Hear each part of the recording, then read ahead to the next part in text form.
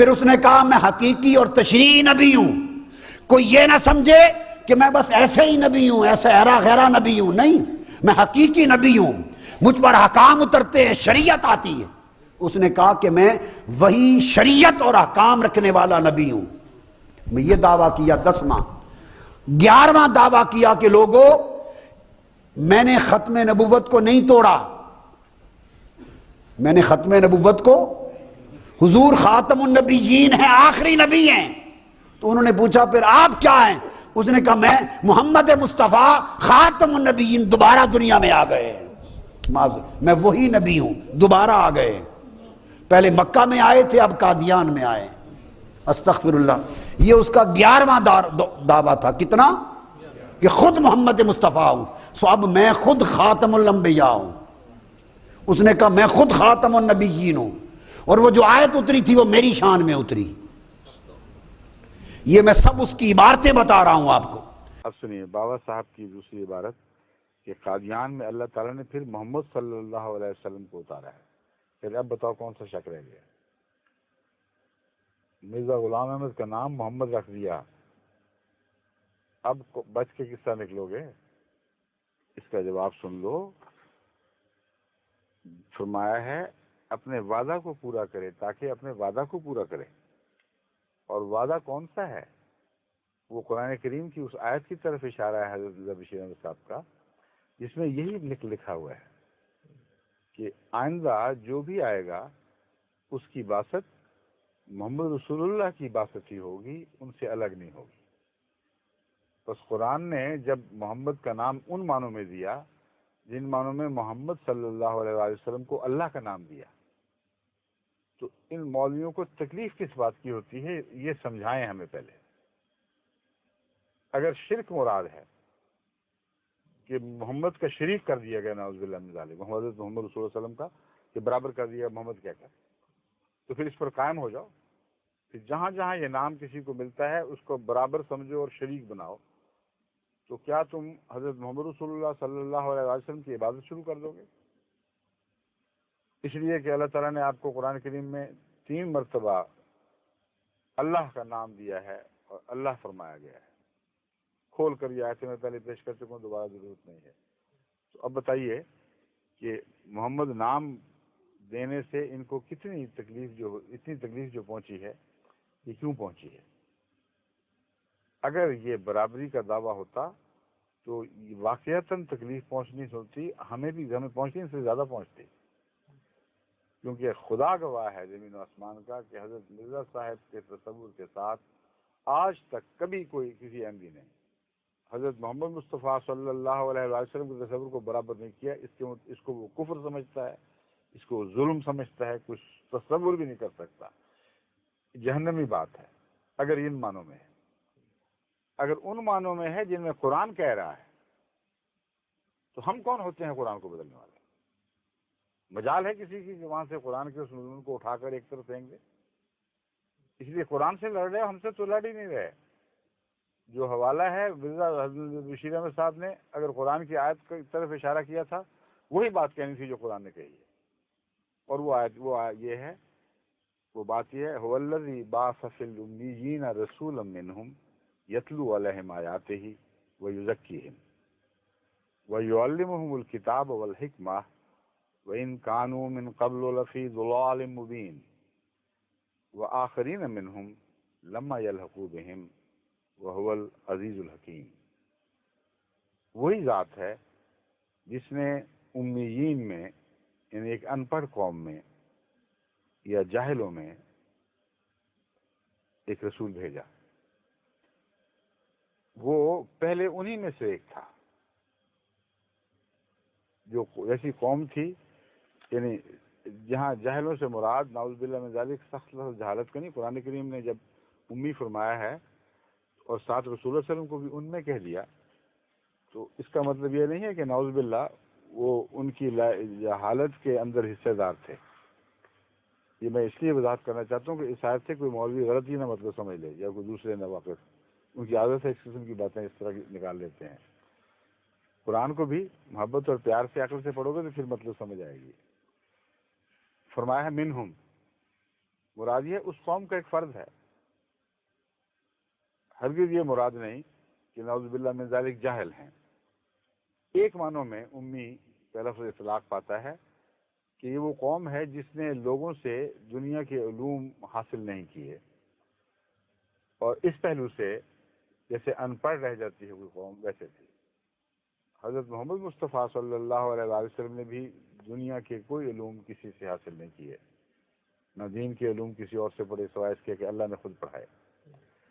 تو ان معنوں میں صرف یہ امیین کا لفظ اطلاق پائے گا۔ هو الذی بعث فی الامیین رسولا منہم، کیا کرتا ہے وہ رسول؟ یتلو علیہم آیاتہ، وہ ان پر اللہ کی آیات پڑھتا ہے، ویزکیہم، اور ان کا تزکیہ فرماتا ہے، پاک کر دیتا ہے ان کو، ویعلمہم الکتاب والحکمہ، اور ان کو کتاب کی بھی تعلیم دیتا ہے، کا علم بھی دیتا ہے، اور کتاب کی حکمت بھی بتاتا ہے۔ یعنی صرف یہ کہہ کر کہ خدا نے فرمایا مانو تو ٹھیک ورنہ جہنم میں جاؤ، یہ نہیں کہتا، ثابت کرتا ہے کہ جو خدا نے کہا ہے سچ کہا ہے، اس کی یہ حکمتیں ہیں، ان پر غور کرو، اس کے سوا تمہارے لیے چارہ کوئی نہیں رہ جاتا۔ یہی ایک راہ ہے جو اختیار کرنے کی راہ ہے، یہ مراد ہے حکمت کی۔ یہ بات ختم ہو گئی، رسول اللہ صلی اللہ علیہ وسلم تشریف لے آئے، الحمدللہ حکمت بھی نازل ہوئی، علم کی تشریحات بھی آپ نے فرما دیں۔ پھر کیا ہوا؟ فرمایا ان کانوا من قبل لفی ضلال مبین، ہم جو ضلال کہہ رہے ہیں اس سے پہلے گمراہی میں تھے، وہ پہلے کی باتیں ہیں، اب نہیں۔ جب خدا سے علم پا لیا، وہ جو بظاہر اس قوم سے تھا جو دنیا میں سب سے پیچھے تھی، وہ ساری دنیا کا معلم بن گیا، ساری دنیا کو تعلیم کتاب کرنے لگا اور کتاب کی حکمتیں بتانے لگا۔ تو اس مضمون کی طرف اشارہ ہے کہ کوئی غلطی سے یہ نہ سمجھنا کہ حضرت محمد رسول اللہ پیچھے رہ گئے ہیں باقی دنیا سے علم میں۔ وَإِن كَانُوا مِن قَبْلُ لَفِي ضَلَالٍ مُبِينٍ، کسی زمانے میں گزر گئی وہ بات، اور یہ کہہ کر یہ بتا دیا کہ چلے کہاں سے تھے اور کہاں پہنچے۔ یعنی اس قوم میں سے ہونا آپ کی گستاخی، آپ کے لیے کوئی شرم کا موجب نہیں ہے، بلکہ کمال کا یہ موجب ہے کہ وہاں سے سفر کیا اور کہاں تک جا پہنچے۔ اور معراج کی حقیقت بھی اس کے اندر اس طرح داخل ہو گئی، امکانوں میں ان کو پرانی باتیں ختم ہو گئی، اب تو علم و حکمت کے سرچشمے جاری ہو گئے ہیں۔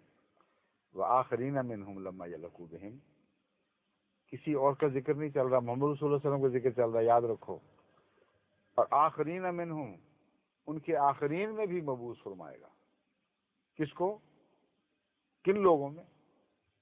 کس کو کا ذکر ہی نہیں، کیونکہ سوائے محمد رسول اللہ کے کسی کا ذکر ہی اور کوئی نہیں چل رہا۔ پوچھو کس کو فرمائے گا، تو نام تو کوئی اور نہیں لیا۔ کیسے محمد کے سوا کوئی اور نام رکھا جا سکتا ہے؟ کیونکہ حضرت محمد رسول اللہ کا ذکر خیر چل رہا ہے، جن کی طرف بھیجا ان کا ذکر فرما دیا۔ وہ آخرین منہم، وہ ان میں سے آخرین ہوں گے کچھ، یعنی جس طرح یہ جاہل تھے ایک دفعہ پھر دنیا جاہل ہو جائے گی، یعنی علوم دینیہ سے بے بہرا ہوگی، ان کی حقیقتوں سے ناشنا ہوگی۔ محمد رسول اللہ پھر ان میں ظہور فرمائیں گے، مبعوث ہوں گے۔ لما یلحقوا بہم، حالانکہ وہ ملے نہیں ہیں اب تک، وہ دور کی باتیں ہیں۔ وہو العزیز الحکیم، اور اللہ تعالیٰ غالب اور بزرگی والا ہے، جو چاہتا ہے کر کے دکھاتا ہے۔ اس کے اندر بزرگی پائی جاتی ہے۔ عزیز کا مطلب ہے عزت والا، اور عزیز کا مطلب ہے غالب۔ تو اس کا حقیقی ترجمہ ہے بزرگی والا غالب ہے، وہ غالب بزرگی والا ہے، الحکیم اور بہت حکمتوں والا ہے۔ یہ تھی وہ آیت جس کی طرف حضرت مرزا صاحب نے اشارہ کیا تھا، امام بشیر احمد صاحب رضی اللہ تعالیٰ عنہ، کہ اس آیت میں دیکھ لو وہاں نام محمد ملتا ہے، مگر کن معنوں میں ملتا ہے یہ سوال ہے۔ ایک ایسے غلام کے معنوں میں جس نے اپنا سب کچھ کھو دیا ہو اور آقا کا نام اسے عطا ہوا ہو، یا ایک ایسے شخص کی صورت میں جو محمد کا برابر ہو کر اس کا شریک بن کر بعد میں از خود اپنی عظمتوں کے ساتھ پیدا ہوا ہو۔ اگر یہ دوسرا خیال ہے تو اس آیت پر بہتان ہے. کوئی شریف النفس مسلمان اس آیت کی طرف یہ دوسرا ترجمہ مبوس ہی نہیں کرتا، نہ کر سکتا ہے.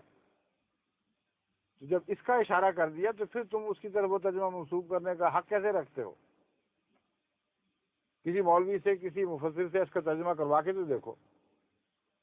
کوئی یہ کہنے کی ضرورت ہی نہیں کر سکتا کہ یہاں خدا تعالیٰ نے نعوذ باللہ رسول اللہ علیہ وسلم کا مقام گرا دیا ہے، یہ کہہ کر کہ آپ آخرین میں نازل ہوں گے. کیونکہ سب جانتے ہیں کہ جس میں عنصری کے ساتھ بنفس نفیس تو آپ آخرین میں نازل نہیں ہوں گے، آخرین میں مبعوث نہیں ہوں گے، وہ تو ہو چکے. اس لیے یہ کہنا، اس آیت کا یہ ترجمہ کر لینا کہ خدا تعالیٰ نے نعوذ باللہ حضرت محمد رسول اللہ کا نام آنے والے کو دے کر جو آخرین کی طرف آئے گا اپنے رسول کا مقام گرا دیا اور آنے والے کو اس کا شریک برابر کر دیا. جو ترجمہ مولوی اس آیت کا یہ کرے گا وہ جھوٹا ہے، سارے دوسرے مولوی اس پہ لعن طعن کریں گے. اور مرزا بشیر احمد صاحب کیا کہہ رہے ہیں؟ اس آیت میں جن معنوں میں محمد مصطفیٰ جو وعدہ کیا گیا تھا یہی وعدہ ہے اور کہیں وعدہ ہی نہیں. جہاں محمد کے آنے کا وعدہ ہے ان معنوں میں یہ محمد ہے، ان سے بڑھ کر نہیں. بالکل وہی بات کہ قرآن نے اللہ فرمایا مَا رَمَيْتَ إِذْ رَمَيْتَ وَلَكِنَّ اللَّهَ رَمَىٰ. تو کیا ترجمہ کرتے ہیں مولوی؟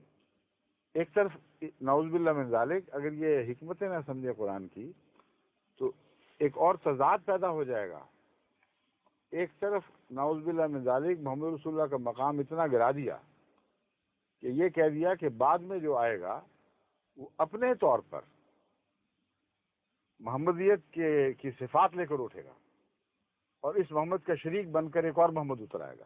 یہ ایک طرف یہ معنی کر کے وہ قرآن کی گستاخی کریں گے اگر ایسے معنی کریں، اور دوسری طرف کہیں گے کہ مرتبہ اتنا بڑھا دیا کہ اللہ کے ساتھ برابر کر دیا اور کہا یہ بین ہی اللہ ہے. تو پھر ایک اللہ تین اللہ تو بن گیا. پھر تو ایسے ترجمہ کریں تو پھر تو عیسائیت ہی کو مان لو. ایک اللہ، دوسرے محمد رسول اللہ علیہ وسلم، قرآن کہتا ہے اللہ، اور تیسرے آنے والے کو محمد کہہ کر اگر وہ اللہ تو پھر وہ بھی اللہ. تو عقل نہ رہے تو اسی طرح تصریحیں پیدا ہوتی ہیں. جہالت کی پیداوار ہے شرک. اس لیے یہ ترجمہ کرنا ہی بےہودہ اور جہالت کی بات ہے. پھر اس کو اشتعال دلانے والی بات ہے. محمد کہہ دیا. یہ ویسے ہی ہے جیسے مستشرقین نے قرآن پر حملے کیے ہیں.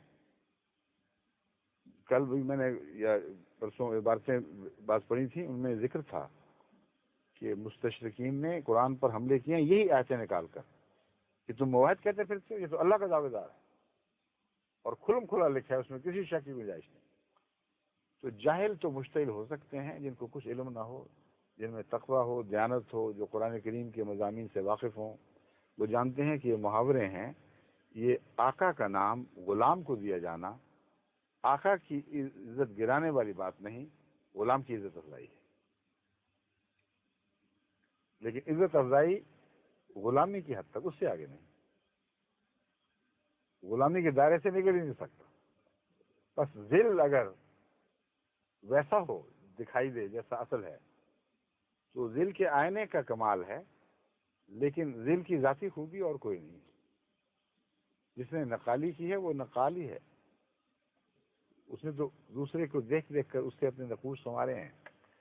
اس لیے اصل ہی رہتا ہے، جس کو ہماری ساری عبارتوں میں حضرت محمد رسول اللہ کو اصل قرار دیا گیا ہے، حضرت مرزا غلام احمد صاحب کو ذل، اور آپ کا عکس، اور آپ کا تابع، اور آپ کا غلام، اور حضرت مسیح موعود علیہ السلام کو اپنی عبارتوں میں ملتا ہے میں آپ کا آخر ادنا چاکر ہوں، ادنا غلام ہوں. یا سیدی انا آخر الغلمان، اے میرے آقا میں تو آپ کے غلاموں میں سے سب سے آخر ہوں. یہ جس نے باتیں کہی ہوں، کھول کھول کر ساری کتابیں بھری ہوں، اس پر اس طرح کے الزام لگانا یہ تو صریحاً ظلم ہے. اب سنیے اس آیت کے متعلق ایک اور سوال. لاہور سے ہماری ایک عزیزہ ہیں، انہوں نے مجھے چند دن ہوئے خط لکھا تھا، مجھے کل پرسوں ملا ہے. وہ اس میں لکھا ہے کہ یہاں ایک نوجوان ہیں جو بہت ہی ذہین ہے اللہ کے فضل سے، اور یہاں بیٹھے وہ بیرونی یونیورسٹیوں کے ساتھ منسلک ہونے والے امتحان دیتے ہیں. بعض امتحان ہوتے ہیں جو مثلا کیمبرج کے لاہور میں بھی لیے جا رہے ہوتے ہیں اور ساری دنیا میں اول آتے ہیں. ایسے ذہین نوجوان ہیں اور جماعت احمدیہ کی تحقیق کر رہے ہیں اور ان کو بالکل صاف سچائی نظر آ رہی ہے. وہ اپنی والدہ سے بھی باتیں کرتے ہیں, کہتے ہیں دیکھو یہ تو ٹھیک ٹھاک صاف باتیں ہیں, کیوں ہم ان سے دور ہیں پھر.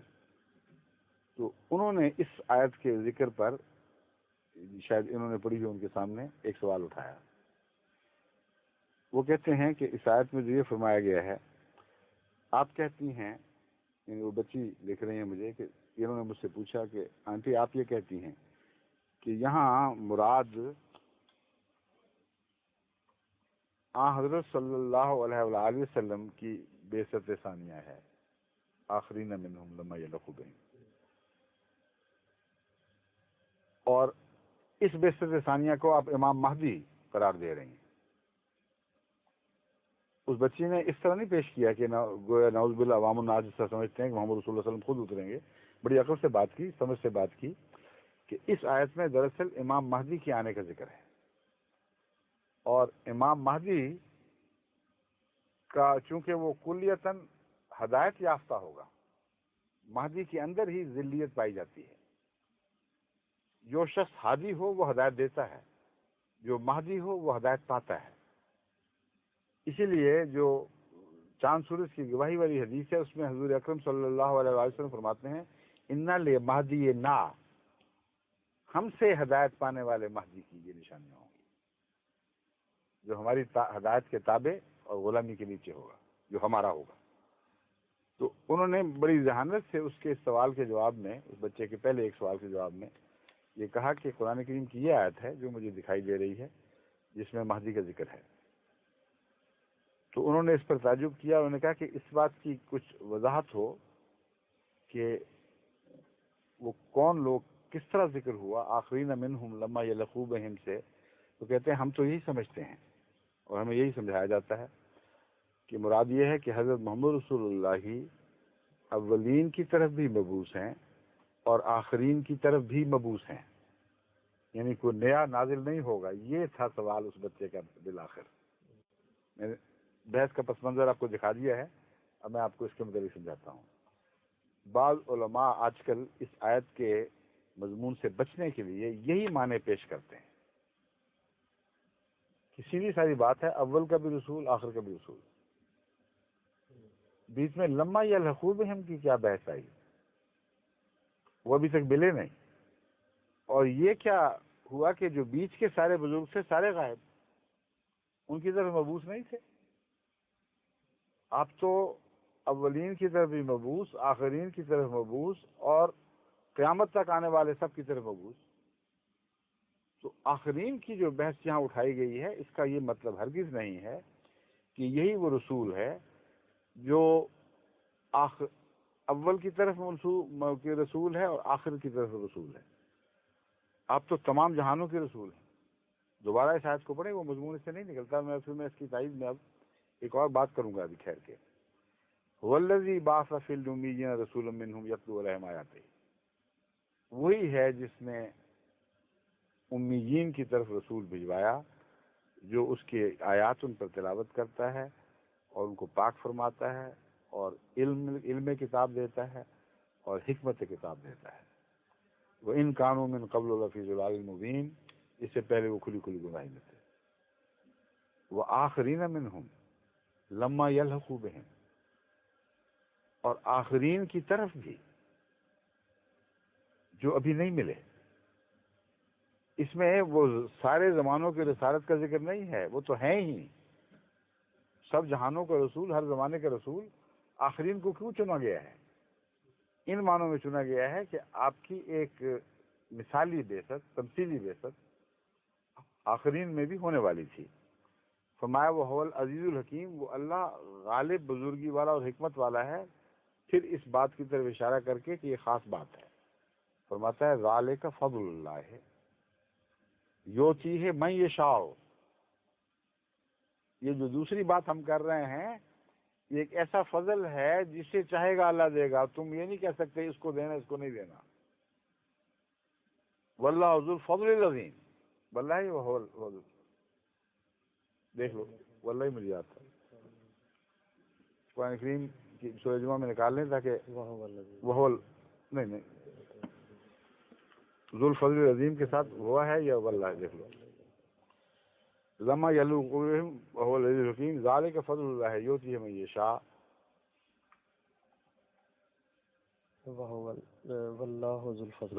واللہ ٹھیک ہے، یؤتیہ من یشاء واللہ ذو الفضل العظیم، اور اللہ بہت بڑے فضلوں والا ہے. اب سوال یہ ہے کہ جب یہ آیت نازل ہوئی بخاری شریف میں اس کا کیا قصہ بیان ہے، کیا واقعہ ہوا، کیسے ہوا، اور صحابہ نے کیا سمجھا؟ صحابہ نے یہی سمجھا کہ کسی بعثت کا ذکر ہو رہا ہے اور رسول کریم صلی اللہ علیہ وآلہ وسلم ہی دوبارہ مبعوث ہوں گے، اور ان کو تعجب ہوا کہ وہ کون لوگ ہوں گے. اگر ساری دنیا کے اول آخر اس طرح اس محاورے میں بات ہوئی ہوتی تو کسی تعجب کی ضرورت ہی کوئی نہیں تھی، سب جانتے تھے، یہی ان کا ایمان تھا. لیکن بخاری شریف میں حدیث ہے کہ جب یہ آیت نازل ہوئی صحابہ حضور اکرم کے گرد بیٹھے ہوئے تھے. آپ نے جب اس کی تلاوت فرمائی تو ایک صحابی نے سوال کیا کہ وہ کون لوگ ہوں گے. لوگوں کا پوچھا، کیونکہ یہاں ان کا ہی ذکر چلا، ان کانوا من قبل لفی ضلال مبین. یہ نہیں پوچھا کہ آپ دوبارہ آئیں گے یا کیا قصہ ہے. حالانکہ اس آیت سے یہ بحث اٹھنی چاہیے تھی کہ یا رسول اللہ آپ تو اولین اور آخرین کے ہیں ہی، تو آپ کے دوبارہ آنے کا کیوں ذکر ہے، اور وہ کون لوگ ہیں جن کی نسبت کے ساتھ آپ کو دوبارہ لانے کی بات کی جا رہی ہے. اس کو انہوں نے سمجھا کہ واقعتاً یہی ہوگا، آپ ہی نے آ جانا ہے. مگر تعجب سے یہ تھا کہ وہ آدمی کون ہے. اگر سارا زمانہ تھا تو یہ پوچھنے کا کیا مطلب تھا وہ کون ہے، سارا زمانہ تھا. یہ استدلال میں کر رہا ہوں اس سے، یہ سمجھیں غور سے کہ اگر ساری دنیا کی طرف مبعوث ہیں، قرآن کہہ رہا ہے کہ مبعوث ہیں، تو صحابہ کو ذہن میں یہ خلش کیوں اٹھی کہ وہ کون لوگ ہیں، وہ کوئی خاص لوگ ہیں جن میں محمد رسول اللہ کی بسط ہو رہی ہے. اس کے جواب میں حضرت صلی اللہ علیہ وآلہ وسلم نے ان کے اس خیال کو رد نہیں فرمایا، بلکہ اس آیت کی تشریح فرما کر اس بات پر ہمیشہ کے لیے مہر تصدیق ثبت کر دی کہ کسی آنے والے کا ذکر ہے، اور وہ میں بنفس نفیس نہیں ہوں گا. اگرچہ نام میرا دیا گیا ہے لیکن ہوگا کوئی اور اس کی تشریح یوں ہوئی کہ جب سوال کرنے والے نے سوال کیا تو حضور اکرم صلی اللہ علیہ وسلم نے اعراض فرمایا اور جواب نہ دیا. پھر اس نے سوال کیا، پھر آپ نے اسی طرح خاموشی اختیار کی. پھر تیسری مرتبہ جو سوال کیا تو آپ نے ایک جواب دیا. اس جواب کی طرف سے پتہ چلتا ہے کہ جو تیسرا جواب ہے وہ وحی کے نتیجے میں ہے، کیونکہ تمام اہل علم جانتے ہیں کہ حضرت اقدس محمد رسول اللہ صلی اللہ علیہ وسلم کا یہ طریق صحیح سنت پاک تھی کہ جب کسی سوال کا جواب نہیں آتا تھا خود بظاہر راست یا پوری طرح اس پر عبور نہیں سمجھتے تھے تو وہی کا انتظار فرماتے تھے. اور یہی مضمون ہے جو قرآن کریم میں فرمایا ما ينطق عن الهوى ان هو الا وحی یوحی. یہ اپنے نفس کی باتوں سے بات نہیں کرتا بلکہ اس وحی کے مطابق بات کرتا ہے جو یوحی اس پہ ہو رہی ہے، قدرتی ہے اس پر. تو کچھ جب تیسری دفعہ سوال ہوا تو معلوم ہوتا ہے اس وقت اللہ تعالیٰ نے اس مضمون پر روشنی ڈال دی ہے. پتہ کیا جواب دیا؟ یہ نہیں کہا کہ میں تو سب کی طرف ہوں ہی، یہی مراد ہے، ان لوگوں کی کیا بات کر رہے ہیں. آپ کے ارد گرد کچھ لوگ بیٹھے ہوئے تھے، سلمان فارسی بھی ان میں تھے. ان کے کندھے پر ہاتھ رکھا اور فرمایا لو کان الایمان عند الثریا لنالہ رجل من ہؤلاء. رجال من ہؤلاء آتا ہے اور پھر رجل بھی آتا ہے، دونوں آتے ہیں.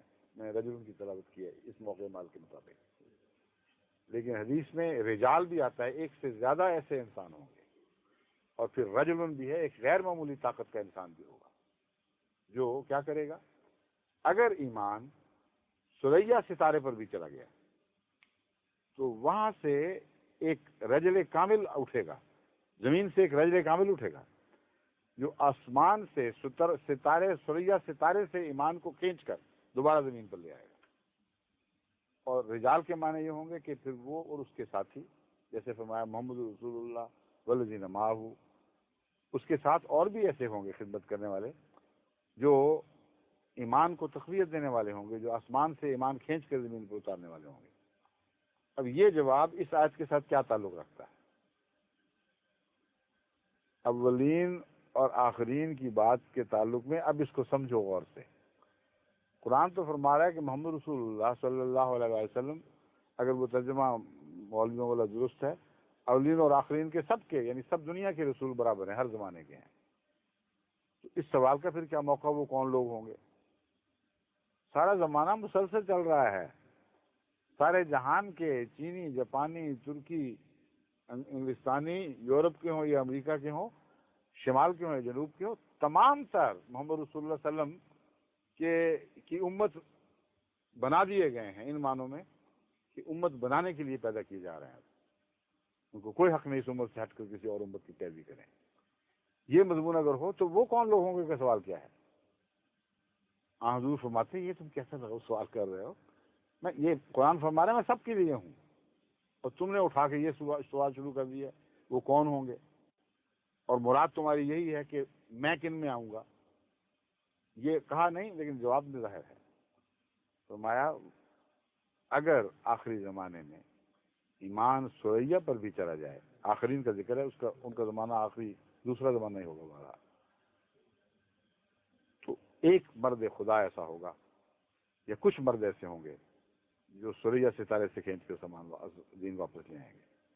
اب اس جواب کو اس سوال سے ملا کر دیکھو تو حضور اکرم صلی اللہ علیہ وسلم نے اس سوال کے ایک پہلو کا جواب نہیں دیا، جو سوال ہونے چاہیے تھے ان سب کے جواب دے دیے. اور اس سے ثابت ہوتا ہے مزید کہ صرف یہ نہیں کہ بخاری کی حدیث ہے، اتنا گہرا عرفان ہے اس حدیث میں کہ محمد رسول اللہ کے سوا کوئی یہ بات بنا ہی نہیں سکتا تھا. جواب کچھ، سوال کچھ، جواب کچھ، لیکن کامل، اور جو ہونا چاہیے وہ اس طرح کامل جواب بنتا ہے کہ سوال یہ اٹھتا تھا اگر کسی آپ کے دوبارہ آنے کا ذکر ہے تو یا رسول اللہ ہمیں بتائیے کہ کیوں آئیں گے دوبارہ.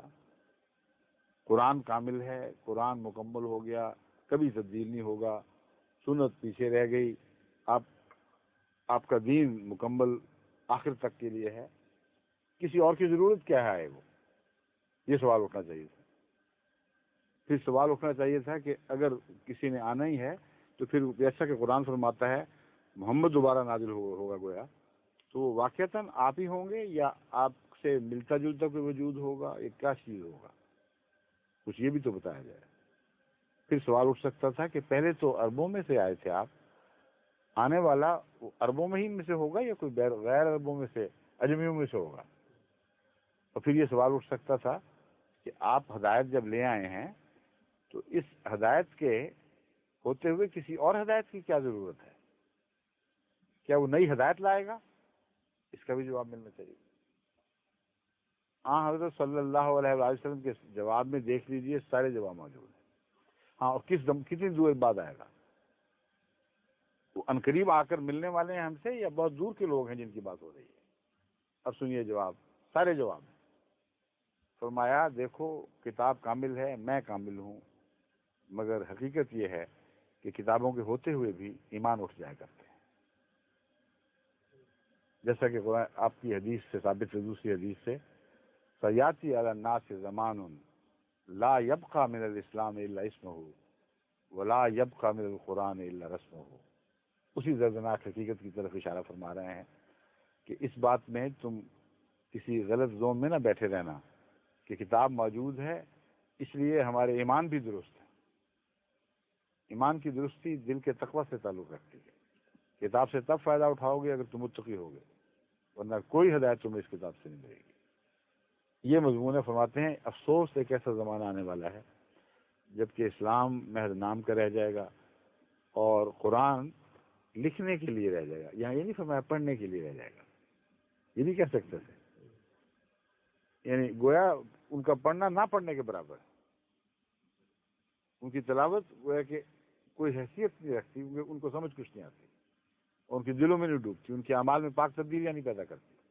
یہ مضمون ہے. تو اسی کی طرف اشارہ ہے. تو جب جس کو اسلام نام کا ہو، جس کا قرآن صرف تحریر کے لیے رہ جائے، اس کو نور خدا اور ایمان کہاں سے نصیب ہوگا؟ فرمایا ایسا زمانہ آنے والا ہے. جب وہ زمانہ آئے گا تو آنے والا چاہیے، کیونکہ میں موجود، میری کتاب موجود، میں زندہ نبی، اپنی برکتوں کے لحاظ سے، اپنے فیوز کے لحاظ سے، ان سب باتوں کے ہوتے ہوئے جب دنیا ایمان سے پھر جائے گی تو کوئی آئے گا تو واپس آئے گی. بہت گہرا حکمت کا کلام ہے. فرماتے ہیں کہ تم جو مجھے دیکھ رہے ہو، میری موجودگی کی وجہ سے تم میں سب نور ہے. میرا فیض جاری رہے گا، لیکن اگر میں ذاتی طور پر تربیت خود نہ کر رہا ہوں تو مجھ سے زمانہ جتنا دور ہٹے گا اتنا ہی اس میں خرابیاں پیدا ہوں گی. اسی لیے مجدد کی پیشگوئی فرمائی کہ ہر صدی کے سر پہ مجدد آئیں گے. لیکن یہ جو آخری ہے جس کی بات فرما رہے ہیں، کہتے ہیں وہ بہت عظیم شان مجدد ہوگا. وہ ایسا ہوگا کہ گویا اس زمانے میں ایمان ہی اٹھ چکا ہے اور وہ آسمان سے باتیں کرتا ہوگا، وہ آسمان سے ایمان کو کھینچ کے واپس لائے گا. اس لیے اس کو یہ نام دیا گیا ہے، یہ مراد ہے. اور زمانہ بھی بتا دیا، کیونکہ یہ وہم و گمان بھی نہیں کیا جا سکتا کہ آن حضور صلی اللہ علیہ وآلہ وسلم کے وصال کے مان بعد ایسا اندھیرا چھا جائے کہ روشنی کی کوئی رمق دکھائی نہ دے. اس نقشے کے مطابق بڑا اندھیرا ہے. تو ایسا ہوگا، اس وقت آئے گا جبکہ ایمان سریا پر جا چکا ہوگا، زمین کے پاس ہی نہیں بیٹھا ہوگا. یعنی آسمانی نور آسمان کی طرف اڑ جائے گا، وہ اسے اتار کر واپس لائے گا. تو بہت دیر کی بات ہے، دور کے زمانے کی بات ہو رہی ہے. آخرین سے مراد وہ دوسرے لوگ، وہ دوسری قوم جو بہت بعد میں آنے والی ہے. یہ بیان فرمانے کے بعد ایک سوال حل طرف رہ جاتا تھا، یا رسول اللہ یہ تو سمجھ آ گئی کہ آنے والا ایک ہے، کہ ایک سے زیادہ وجود ہیں جن کا ذکر اس آیت میں مل رہا ہے، وہ بعد کے لوگ ہیں جو ہم سے نہیں ملے. مگر یہ فرمائیے کہ وہ عربوں میں ہی ان سے ہوں گے یا اور ہوں گے؟ کچھ سارے عرب تھے بیٹھے ہوئے. ایک غیر عرب کا کندھا تھا جو سلمان فارسی کا تھا. آپ کا دست مبارک اس غیر عرب کندھے پر پڑتا ہے اور فرماتے ہیں کہ لَنَالَهُ رَجُلٌ مِّنْ هَٰؤُلَاءِ، ان لوگوں میں سے، یعنی غیر عربوں میں سے، اجمیوں میں سے وہ وجود ہوگا. اہل فارس بھی ترجمہ کیا جاتا ہے، اس کو کوئی غلط کہنے کا حق نہیں رکھتا، مگر میں اسے زیادہ وسیع تقسیم میں دیکھ رہا ہوں. ایک طرف عرب ہیں جن کو خدا نے ساری دنیا کی سب سے بڑی نعمت عطا کر دی، سارے زمانوں کی، اور سب سے بڑا فضل عطا فرما دیا. اب باقی دنیا کو خدا ہمیشہ محروم ہی رکھے گا اب، یا غلام باہر سے پیدا کر دے گا؟ اگر اسے صرف اہل فارس کی طرف منسوب کرو، ان کی طرف منسوب کرنے کی وجوہات موجود ہیں، مگر بعض دفعہ ایک تفسیر کے علاوہ اور بھی تفسیریں ہوتی ہیں. میرے نزدیک اس اہل فارس میں سے پیدا کرنے کی وجہ یہ نہیں ہے کہ صرف فارس کی کوئی عزت ہے یا ایران کی عزت ہے. اس کا ایک وسیع تر مفہوم یہ ہے کہ اہل فارس میں پیدا کر کے میں نے عجم کا شکوہ بھی دور کر دیا کہ وہ خدا جو دوبارہ انعام کرنے والا ہے وہ صرف عرب کے ساتھ محدود نہیں رکھے گا. اور اس مضمون کی تائید قرآن کریم کی اس آیت کا آخری ٹکڑا کرتا ہے، ذالک فضل اللہ یؤتیہ من یشاء واللہ ذو الفضل العظیم. یہ اللہ کا فضل ہے، جسے چاہتا ہے دیتا ہے، جسے چاہے گا دے گا، کوئی نہیں جو اس کے ہاتھ روک سکے. تو عجم کی پیشگوئی اگر نہ ہوتی تو سلمان فارسی کے سوا کوئی عرب کندھا وہاں موجود نہیں تھا، سارے وہی تھے. اتنی واضح پیشگوئی ہے. اب رہا سوال کہ اسے امام مہدی کیوں نہ فرمایا؟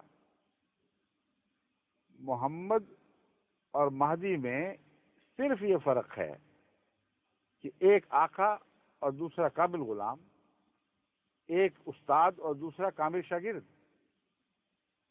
ایک وہ جس نے خدا سے فیض پایا، اور ایک وہ جس نے محمد رسول اللہ سے سب کچھ سیکھا جو خدا کا دیا ہوا تھا۔ تو ان معنوں میں مہدی کے سوا کوئی اور ترجمہ اس کا ہو ہی نہیں سکتا، اس لیے اس بچی نے جو ترجمہ کیا بالکل درست کیا ہے۔ وجہ یہ ہے کہ حدیثوں میں تو امام مہدی کا ذکر ملتا ہے اور مسیح کا ذکر ملتا ہے۔ اگر یہ ذکر ان دو کے علاوہ ہے تو تیسرا کون ہے؟ پھر ہو ہی نہیں سکتا، عقلاً ناممکن ہے۔ صرف یہی اعتراض حل نہیں ہوتا، ایک اور بھی حل ہو جاتا ہے، کیونکہ حدیث لوگ پوچھتے ہیں کہ قرآن میں کہاں ذکر ہے مہدی کا۔ اس ذہین بچے کو شاید یہ بھی خیال آئے، جو اسی لیے پوچھا بھی ہوگا تمہیں، قرآن میں کہاں ذکر ہے؟ تو قرآن میں ذکر ہے اور یہاں ہے، اور اگر یہاں نہیں ہے تو پھر ایک اور شخص کا ذکر ہے۔ دو نام تو ابھی ہضم نہیں ہو رہا تم لوگوں کو، وہ تو ایک فتنہ بنا ہوا ہے، ایک تیسرا بھی لا کھڑا کرو گے ساتھ، پھر بتاؤ کون ہے، کہاں ہے، اس کی علامتیں کہاں ہیں۔ اور یہ عجیب بات ہے کہ قرآن میں کھلم کھلا ذکر ایک حدیث روشنی ڈال رہی ہے کہ بہت بڑا وجود آنے والا ہے، اور ساری حدیثیں اس کے ذکر سے خاموش ہیں، اس کی علامتیں نہیں بتاتی۔ اس لیے دراصل حضرت امام مہدی کی جو پیشگوئی ہے اس کا اسی آیت کریمہ سے تعلق ہے، اسی کی آیت کے اندر اس کی بنیادیں ہیں، اور اللہ تعالیٰ کے فضل کے ساتھ آپ دیکھیں گے کہ اسی انشاء اللہ تعالیٰ آہستہ آہستہ دنیا پہ کھلتا چلا جائے گا۔ اب تو ترقی اور فتح کے دن قریب آ چکے ہیں، ان کی قدموں کی چاپ دنیا سن رہی ہے، یہ باتیں تو پھیلنی ہیں۔ اب غلط فہمیاں جو مولویوں نے پھیلائی تھیں، خدا تعالیٰ توفیق عطا فرما رہا ہے کہ ہم براہ راست ان کے جواب دنیا تک پہنچا رہے ہیں۔ اور جیسا کہ میں نے پہلے اظہار کیا تھا، مجھے کامل یقین ہے کہ پاکستان کے لوگوں میں سعادت ہے اور یہ طاقت موجود ہے کہ اگر وہ حق کو قبول کریں تو ساری دنیا میں انقلاب برپا کر، ورنہ آخرین میں چننے کے لیے اس ہندو پاکستان ملک سے کسی کو نہ چنا جاتا۔ عربوں سے چنا تو ثابت کر دیا کہ وارے عربوں، تم میں سے چنا اور ٹھیک چنا۔ جو سب سے ذلیل نظر آتے تھے، جو سب سے زیادہ جاہل نظر آتے تھے، ان کانوا من قبل لفی ضلال مبین، ان کی باتیں جہالت کی ماضی کے قصے بن گئے، تاریخ کا حصہ بن گئے، اور جب وہ روشن ہوئے تو ایسے دن کی طرح روشن ہوئے کہ ہر اندھیرے کو انہوں نے روشن کر کے دکھا دیا۔ یہ ہے پہلے خدا کے چناؤ کی درستی، یہ صحیح ہونا یا اس کے برمحل ہونے کا ثبوت۔ عربوں نے اپنی قربانیوں سے اور دنیا میں دین کو پھیلا کر سچ کر دکھایا کہ اللہ کا انتخاب خوب انتخاب تھا۔ تو اس لحاظ سے جب لوگ کہتے ہیں پاکستان برباد ہو گیا، یہ ہو گیا، گند ہو گیا، نظر تو یہی آتا ہے، تکلیف بہت ہوتی ہے، لیکن یہ کہنا درست نہیں ہے کہ اس قوم کا اندرونہ کلیتاً بگڑ چکا ہے۔ عرب کو بھی تو جاہل خدا کہتا تھا، اس رسول اللہ صلی اللہ علیہ وسلم کے زمانے سے پہلے جاہل کہہ کر بات کی جاتی تھی، اسی زمانہ جاہلیت آج تک کہا جاتا ہے۔ اور اس زمانہ جاہلیت سے جو روشنیوں کے چاند سورج طلوع ہوئے ہیں، جو ستارے نکلے ہیں، قیامت تک کے لیے دنیا کو روشن کرنے کے لیے انہوں نے نور اکٹھے کیے۔ تو اللہ تعالیٰ نے جب دوبارہ کسی قوم کو اپنے فضلوں کے لیے چنا ہے تو میں تصور بھی نہیں کر سکتا کہ ان کے متعلق یہ سوچوں کہ ان کا باطن اندر تک گندا اور وہ اس قابل ہی نہیں ہے کہ نور ہدایت کو سمجھیں۔ اگر اس قابل نہ ہوتے تو اتنے 10-12 سال کے ظلم کو اس طرح ہنسی خوشی سے برداشت کرتے۔ ہزاروں آدمی گھروں کے آرام چھوڑ کے جیلوں میں چلے گئے، لیکن حضرت صلی اللہ علیہ وسلم سے اپنا دامن نہیں چھڑایا۔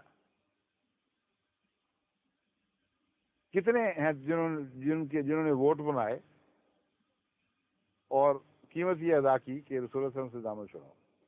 جب تحقیق ہوئی تو پتہ لگا اکثر وہ ہیں جو احمدی تھے ہی نہیں، وہ نہ ادھر کے تھے نہ ادھر کے تھے، اور جو چند تھے وہ دین سے مرتد ہوئے ہیں۔ ان کا احمدیت سے کیا تعلق؟ انہوں نے تو یہ لکھ دیا، دستخط کر دیے کہ ہم وہ ہیں جن کا کلمہ شہادت سے کوئی تعلق نہیں۔ وہی بات ختم ہو گئی۔ جب کلمہ شہادت سے تعلق توڑا تو جڑیں اکھیڑ دی تو درخت کا کون سا باقی رہا ہے پھر؟ اس لیے میں سمجھا رہا ہوں کہ جماعت احمدیہ نے تو ترقی کرنی ہے، کوئی روک نہیں سکتا، کیونکہ مادہ خدا نے وہ چنا ہے جس میں عظیم قربانیوں کی صلاحیت موجود ہے، جس میں پھیلنے کی صلاحیت موجود ہے، جس میں پیغام کی خاطر سب کچھ فدا کرنے کی صلاحیت موجود ہے۔ مغرب میں آتے ہیں تو ان کے رنگ میں رنگین ہونے کی بجائے یہاں صوفیاء پیدا ہو رہے ہیں، اللہ کے بندے ایسے غلام جو دن رات اپنا سب کچھ اسلام پر خرچ کر رہے ہیں۔ مجھے ابھی کل ہی ایک خط ملا ایک نوجوان کا کہ میں نے بیعت کی ہے، بوسنین نے لکھا ہے مجھے خط، کہتا ہے میں نے بیعت کی ہے لیکن میں آپ کو بتا دینا چاہتا ہوں کہ کیوں کی ہے۔ کہتا ہے میں نے احمدی دیکھے اور غیر احمدی بھی دیکھے، یورپین بھی دیکھے اور دوسری قوموں کے لوگ بھی دیکھے، مگر مجھے احمدی سب سے جدا دکھائی دی اور میں حیران رہ گیا کہ دنیا کے پردے پر ایسی مخلوق بھی ہے جو دن رات بھلائیوں کی باتوں میں مصروف اور خدمت دین میں مصروف، خدمت خلق میں مصروف، ان کا شغل ہی اور کوئی نہیں، اور جہاں میں جاتا ہوں جس مجلس میں بیٹھتا ہوں یہی باتیں ہو رہی ہیں، کوئی غریبوں کی مدد کی باتیں کر رہا ہے، کوئی دین پھیلانے کی باتیں کر رہا ہے، اور ایک جماعت ہے جو اس کام میں ڈوبی پڑی ہے۔ وہ کہتے ہیں مجھے نہیں پتا مولوی کا اسلام کا تصور، وہ لکھتے ہیں کہ میرا تصور وہی ہے جو تم ہو، بس مجھے کسی دلیل کی ضرورت نہیں ہے، میں نے احمدیوں کو زندہ اسلام کے طور پر دیکھ لیا ہے، اور یہ اکثر جن کی باتیں کریں وہ پاکستانی ہیں، جو نام لکھے ہیں وہ سارے پاکستانی تھے، پہلے پاکستانی پھر جرمن ہو گئے یا انگلستانی ہو گئے، ان سب کو ذکر کر کے وہ بتاتا ہے، کچھ انگلستان کے نوجوان ہیں، کچھ جرمن سے جانے والے، جرمنی سے جانے والے ہوں گے۔ تو اب میں یہ بتاتا ہوں کہ اس جس کو تم مذہب کہتے ہو اور ہم جماعت مسلمہ احمدیہ کہتے ہیں، اس جماعت نے تو بڑھنا ہے اور بڑھنا ہے اور آگے بڑھنا ہے، کیونکہ محمد مصطفیٰ صلی اللہ علیہ وسلم کے اخلاق سے نور یافتہ ہے، آپ کی سنت سے نور یافتہ ہے، اور اس آقا کی غلام ہے جو محمد صلی اللہ علیہ وسلم کا کامل غلام تھا، اور بحیثیت غلام اس نے وہ نام محمد کا پایا ہے، ہم سری کے طور پر نہیں، برابری کے طور پر نہیں۔ اگر اب بھی تم باز نہیں آؤ گے تو خدا کی پکڑ کے نیچے ہو، پھر اللہ تم سے معاملہ کرے گا۔ السلام علیکم۔